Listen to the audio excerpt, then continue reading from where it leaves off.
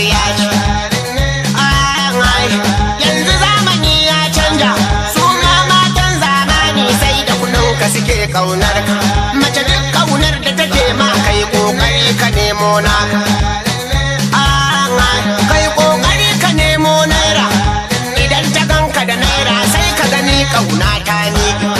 Idan kuwa baka da naira sai ka gani ƙaunar ta ƙare. Ni ma da ka ganni makaho, matan zamani na riga na gane halinsu, kamar Fati Barroje ko Maryam Umar Aliyu. In suka ganni da damman naira, ku duba kyawun Maryam Umar ko Fati Barroje. Kun ga dai makaho ne ni, in na ce ina ƙaunar su, saboda damman naira sai su durƙusa a gabana, sai su ce to malam ai mutum ba zai ƙi mutum ba, tunda kana ƙaunata ni ma ina ƙaunar ka. Shi aure babu haram, har ma ka ji ta yi wa'azinta, sai ta ce kai malam ai Allah ne ka, kuma ni ma Allah ya yi ni da kai ai ba bambanci.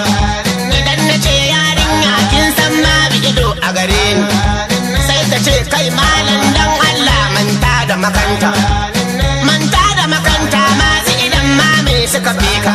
Ga ka dan siririn yaro, kuma ga ka da kyawun fuska, kuma ga ka da damman naira, dan Allah manta da makanta.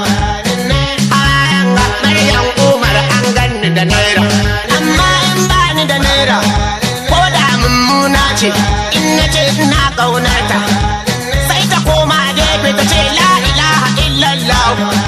Yanzu ka dubi kamata ka ce ni ce matarka, ko babu maza a garin nan ni mai zan da makaho, yaya zan yi na auri makaho? Ai ko matarka ta aure sai da kudinka take ƙaunarka.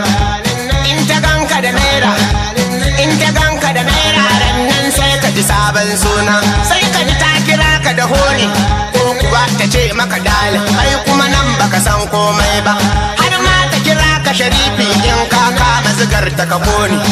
Wai matarka ta aure idan ta ganka da naira sai ta ce haji baitullahi, idan kuma baka da naira sai ta kira ka da gautan lani.